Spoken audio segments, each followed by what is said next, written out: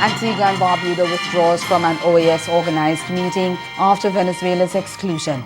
That's our top story in Caribbean Newsline for Thursday, March 8th. From the CMC News Center in Bridgetown, I'm Nicole Best. Good evening. Antigua and Barbuda on Wednesday withdrew from participation in the second meeting being held to prepare for the OAS Summit of the Americas scheduled for next month. The Twin Island nation's ambassador to the OAS, Sir Ronald Sanders, said the country took the decision on fundamental principle. He explained that at Wednesday's preparatory meeting, the government of Venezuela was excluded from participation without any prior explanation or discussion by member states at any level. And all that was said was that Peru, the host country for the upcoming summit, had decided that Venezuela should not be allowed to participate. Sanders described the exclusion as curious since the Spanish-speaking nation had been a full and constructive participant in the first meeting a few weeks ago. He said, and I quote, "I want to make it clear that our stand is on behalf of all member states, not Venezuela alone. If this is allowed to occur, then any member state of the OAS could be excluded from a summit meeting or a General Assembly meeting at the sole behest of the host country." End of quote. Before withdrawing from the meeting, Antigua and Barbuda's deputy head of the mission to the OAS, Joy D. Davis, released a statement in which she said the unilateral exclusion of Venezuela was appalling and unacceptable. And she made it clear that her country had no part in any decision to disenfranchise any active member state from the meeting. A High Court judge has reserved judgment on a challenge to the Antigua and Barbuda Electoral Commission, ABEC. And that's their decision to have Barbudans vote on the mainland instead of on the sister isle in next month's elections. Leader of the Barbuda People's Movement, Trevor Walker, is challenging the legal basis on which ABEC decided that the eligible voters registered for the constituency of Barbuda would be required to vote in Antigua because of the prevailing circumstances on the hurricane-hit island. But before that matter could be discussed, ABEC submitted an application contending that it first had to be determined whether the court had any jurisdiction to hear the matter.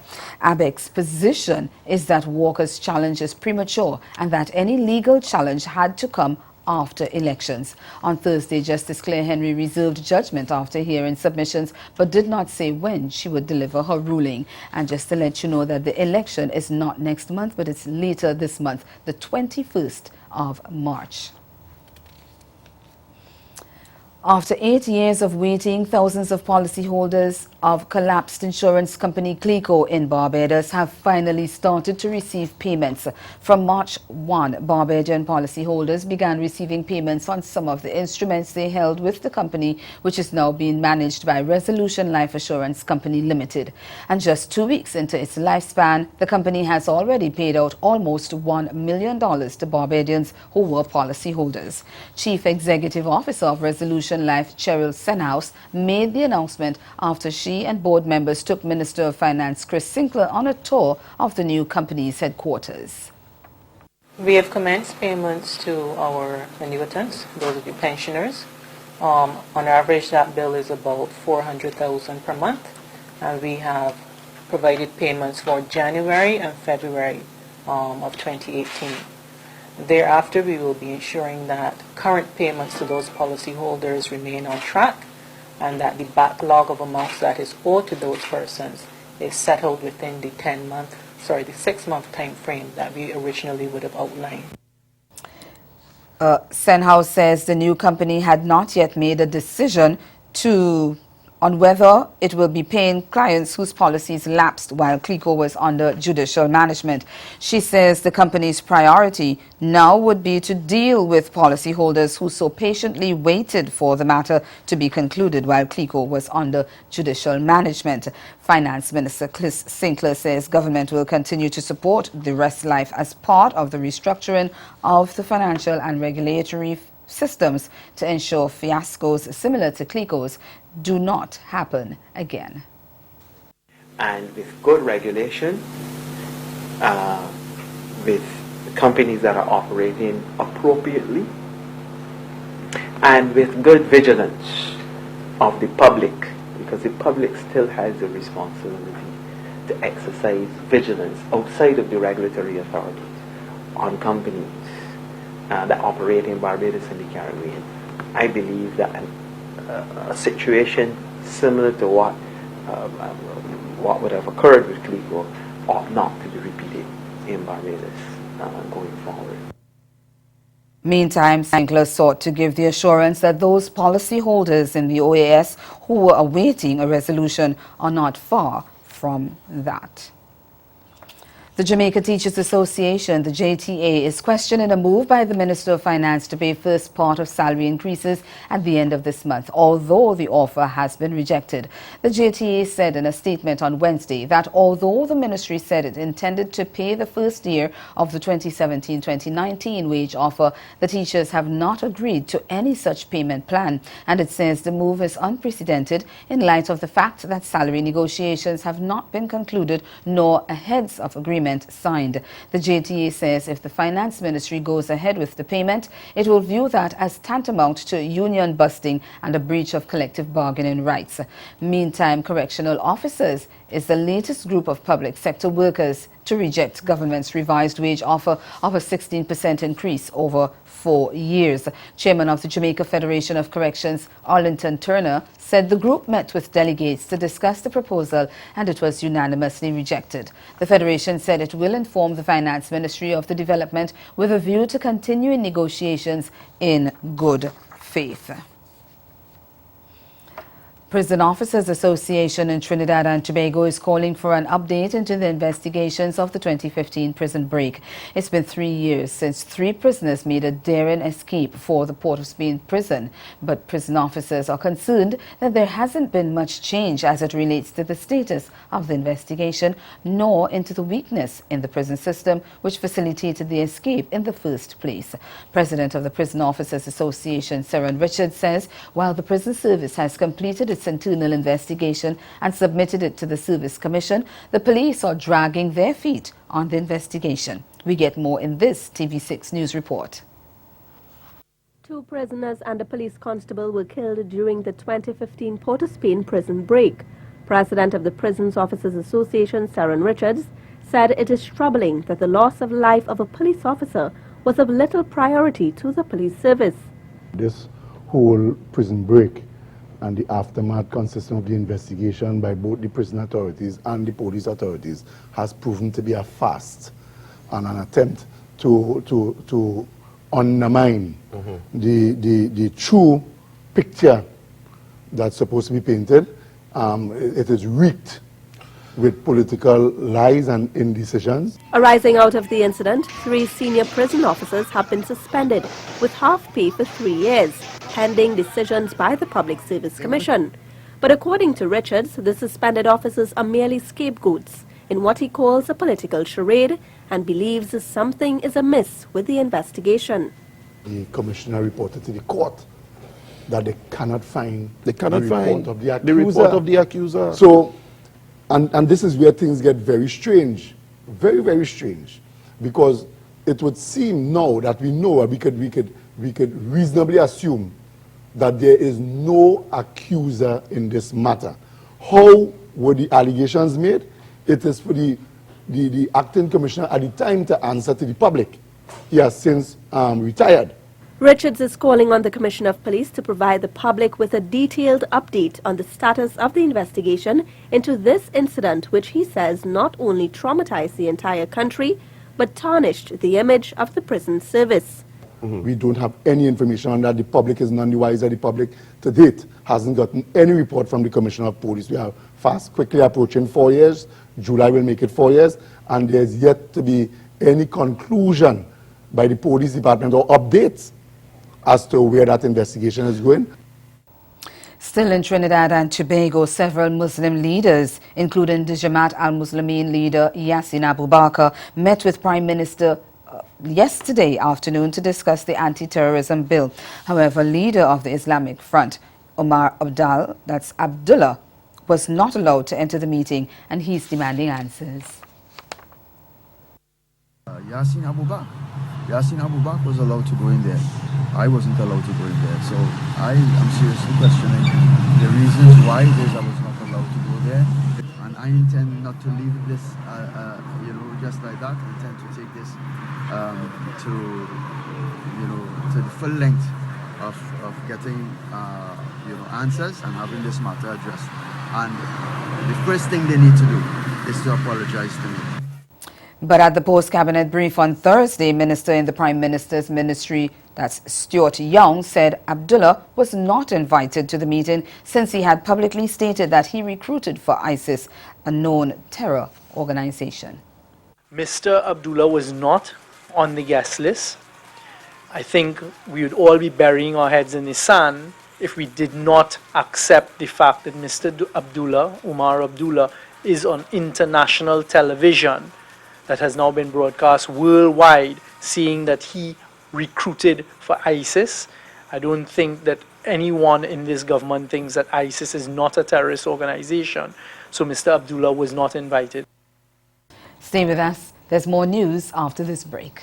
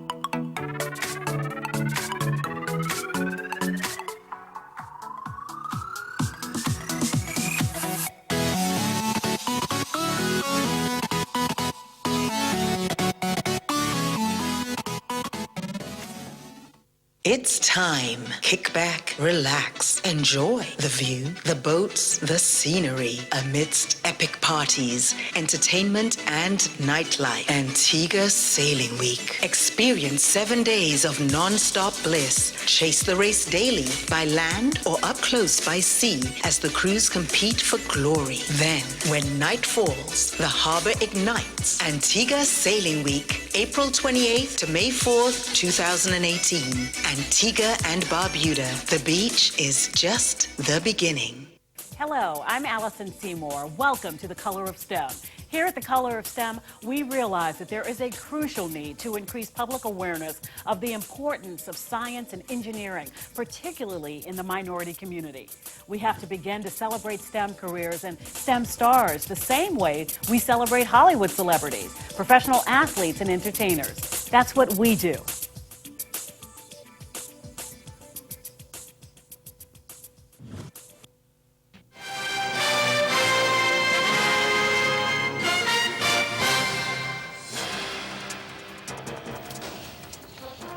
A 64-year-old Jamaican pastor has been sentenced to 8 years in prison on 2 counts of having sexual relations with a minor. On Thursday, a court in the southern parish of St. Elizabeth sentenced Rupert Clark, a pastor with the Moravian Church. The sentences will run concurrently. Clark was taken into custody on December 28, 2016, after the police spotted him in a car that was parked by the side of the road in a compromising position with a 15-year-old. The second count is in relation to a 13-year-old, the sister of the 15-year-old. Last November, Clark appeared in court where he pleaded guilty to 2 counts of having sexual relations with a person under the age of 18. In St. Lucia, Speaker of the House Leon Theodore John had announced her resignation from the post after nearly 2 years in the position. Theodore John says she offered her resignation as Speaker effective March 1st, 2018. The outgoing House Speaker has Minister Councillor at the St. Lucia United Kingdom High Commission. Rumors about the departure of the Speaker first surfaced in 2017 following Theodore John's disciplined approach to House affairs that saw her chastising members of both sides of the House, including Prime Minister Alan Chastanet. Speculation on the fate of House Theodore John intensified in recent months. Chastanet downplayed reports of a possible rift and had repeatedly denied talk that he had plans to send the current Speaker of the House packing. The presiding officer, who has been dogged by rumors that the incumbent is pressuring her to resign, remained non-committal when questioned in February by the press. Caribbean countries and countries around the world are observing the United Nations International Women's Day under the theme, "The Time is Now." In his observance message, Secretary General of the UN Antonio Guterres said the central question of gender equality is that of power. Guterres said the UN had made the issue of parity a priority, adding that it is a key instrument in fighting sexual exploitation and harassment and to achieving zero tolerance of abuse. In the Bahamas, the Women's Association of the National Congress of Trade Unions held a workshop for women and girls ahead of Thursday's observance of International Women's Day. The objective of the Congress was to raise awareness of the challenges faced by women and young girls and to discuss the avenues available to them for empowerment. We get more in this report from ZNS Network News. A number of companies as well as girls from various schools were in attendance. Representative from the Pan American Development Foundation, Latara Evans, says that awareness is crucial in order to bring about change. In order to continue to raise awareness about women's issues as well as gender-based violence, which the program, the WIN Project, focuses on, we are always looking for opportunities to, like I said, to get the message out there, and we're very happy with this partnership that we have with them, and we wish for it to continue as we seek to, once again, raise awareness about the issues related to gender-based violence and young women and young girls. Veteran journalist Dr. Deborah Bartlett was one of the panelists in the ceremony, and she spoke about the channels that led to equality. This seminar today is very important to address empowerment, because empowerment really means to authorize. We have been authorized as human beings to pursue happiness, to pursue success. Success is the desired end, to have equality. So what is happening around the world, including in the Bahamas, that women are not treated equally. Now, we don't like to talk about these things, but we're not. Now, to the credit of the union where they have their bargaining units, they have been able to secure, for the most part, equal pay, for example, for men and women. And ahead in Caribbean Newsline, we have the latest sport. Do stay with us. Don't miss this episode of Caribbean Passport as we take a closer look at the tourism sector. Grenada, Antigua and Barbuda, Barbados, and Trinidad and Tobago are re-energizing their markets. We also get an insight from one of the most respected authorities in Caribbean tourism, the Honorable Alan Chastanet. All this and more coming up on this channel.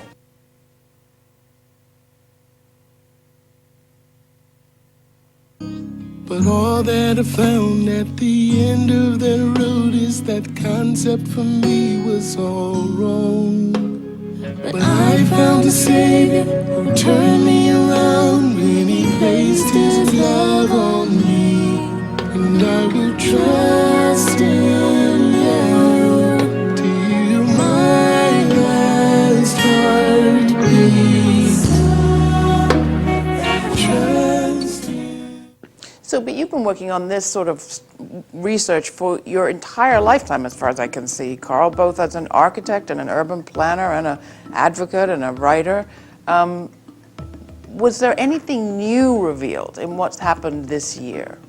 I wouldn't necessarily say it was new, but it was kind of a wake-up call. I mean, we just recently in Northern California experienced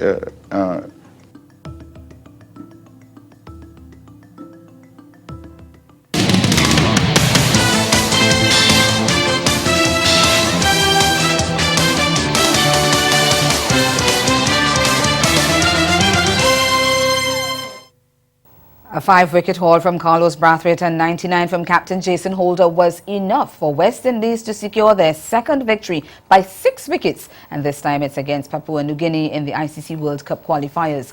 Batting first, the PNG was dismissed on 200 from 42 overs. Captain Asad Valda had top scored with 57 off 89 balls, but was one of only 4 batsmen who managed double figures. And that's because Brathwaite came in and dismantled the PNG's batting lineup, capturing the match's best bowling figures of 5 for 27, while Nikita Miller grabbed 2 wickets. In reply, the West Indies batting was a bit wobbly from the start of the innings as Windies collapsed on 58 for 4, but it was Holder who saved the day, scoring an unbeaten 99 from 101 balls to take West Indies through. Shea Hope finished with an unbeaten 49 and Marlon Samuels perished on 27 runs.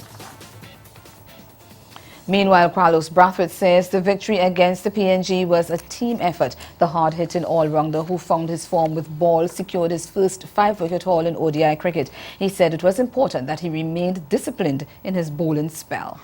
I guess it was a bit in the balance. We started well, but their batters countered everything we threw at them while scoring at a decent rate. And for me, it was just to come in and put the ball in a good area and kind of back up what Jason and Kedrick had started. Probably best of bowl for a long time, and I had good rhythm behind me. Probably wanted to bowl about 4, but just went one more. Not usually known as a wicket taker, so I was glad to get a few wickets behind me as well. But it was just important for me at that point in time to be as disciplined as possible, restrict the boundary balls, and force them to play good shots to get runs. We found a good line from the wicket, was pretty consistent, and they reaped the rewards. But Nikita Miller and Ashton Nurse played a really important role, and Marlon Samuel was bowling from the other end as the pace was attacked from one end. So it was a complete team effort, although I'm the one obviously that would take the plaudits for the fight. During the match, West Indies made inroads, reducing the PNG to 82 for 4 before contributions by captain Asad Vala, Tony Ora and Norman Vanu got the side back on course to finish with a respectable total. Brathwaite contends that the Windies never showed complacency against the low-ranked team. Not only PNG, UA, as you rightfully said, a lot of people thought we just come and roll them over, but they're very, very good cricketers in their own right. The short guy, Dai or Day, I hope I don't pronounce his name wrong, that was probably one of the best passages of batting I've seen in middle overs without trying to score a boundary. I think he got 30 or 40 odd. So I don't think we are underestimating them, but because obviously we haven't played against them, we don't know them, you're kind of trying to learn on your feet and trying to learn as quickly as possible. And they're good players. So, but sometimes by the time you get to that part, they're already 20 or 30 and you're kind of catching back. So no disrespect to them at all. I think Jace played fantastically to make a difficult chase look easy. And in the field, it was a complete team effort. So we're coming up against some good teams, and again, I think those are 2 lower-ranked teams out of our group. So it's tougher challenges ahead, and we need to do what we did today over a longer period of time, and probably 5-10% better when we come up against Ireland and the Netherlands. Over to the women's game now. Captain Stephanie Taylor once again proved her worth but lacked support as West Indies women suffered an 8-wicket thrashing at the hands of New Zealand women to concede the 3-match one-day international series on Thursday. Sent in at the Burt Sutcliffe Oval, Windies women cruised to 95 for 2 before enduring a disappointing batting collapse to be bowled out for a modest 194 in the 49th over. Like she did in Tuesday's first ODI, Taylor top scored again, this time with 86, while Chedian Nation chipped in with 35, but they were the only ones to pass 20 as the Caribbean side lost their last 8 wickets for 99 runs. Off-spinner like Kasparek hurt the innings with 4 for 44, while Seema Leah finished with 3 for 42. In reply, New Zealand women coasted to their target in the 31st over with opener Susie Bates stroking an unbeaten 101 and partner Sophie Devine getting 80. The 30-year-old Bates faced 86 balls and struck 13 fours and rode to her 9th ODI 100, while Devine got a century in the opener, counted 6 boundaries in a 91-ball stay at the crease. The final ODI is set for Sunday at Hagley Oval in Christchurch. Now we switch in sport. Jamaica will send its largest ever contingent to next month's Commonwealth Games in Australia's Gold Coast. TVJ's Darlington Spencer tells us more. 115 athletes will represent Jamaica in 15 disciplines at next month's Commonwealth Games in Australia's Gold Coast. Not surprisingly, track and field has the largest team with a squad of 54, 30 males and 24 females being named.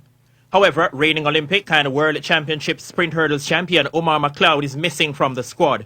Calabar's outstanding sprint hurdling prodigy Dejour Russell is the only high school athlete that has made the overall track and field team. The men's list also includes former world 100 meters champion Johan Blake, national 400 meters record holder Rasheen MacDonald, defending 200 meters champion Rashid Dwar, Warren Ware, Demish Gay, Hansel Parchment, Jahil Hyde, Frederick Dakers, and defending shot put champion O'Dane Richards. Olympic double sprint champion Elaine Thompson headlines the female team, which also includes Sharika Jackson, Genevieve Russell, Ristanana Tracy, defending 400 meters champion Stephanie McPherson, Sharon Simpson, and 2015 World 100 meters hurdles champion Danielle Williams. J3A's General Secretary Garth Gale explained the criteria used to select the track and field team. First and foremost, the last official competition would be the basis. Then also the current performance or performances of each athlete. And then also, which should be really even the first, the athlete making themselves available for representation. In the meantime, two-time World Junior 400 meters hurdles champion Jahil Hyde is not perturbed about the timing of the games, which is outside the normal date for global championships for senior athletes. I mean, Jamaican athletes wouldn't have a problem with this if you competed at Champs, because Champs is around the same time. You have Caribbean Games around the same time. So, you know, we're kind of used to the way of peaking twice. You know, so especially for me, who was fresh out of high school, you know, so I still kind of have some muscle memory for it. You know, and I'm even happy that it's coming around this time. And that's the sport. Stay with us. We'll be right back.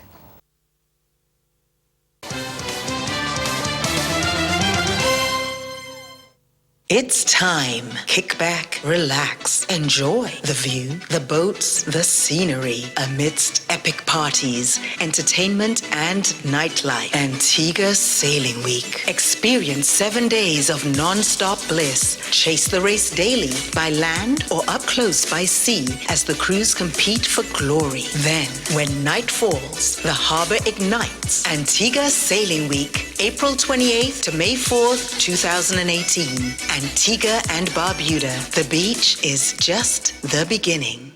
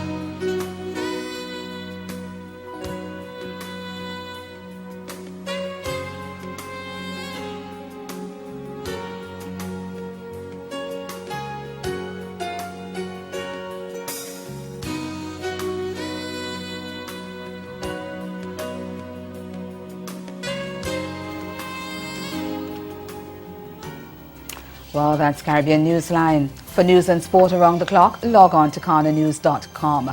We'll be back here again tomorrow, but from all of us at CMC News, we thank you for watching. Do have yourselves a good night.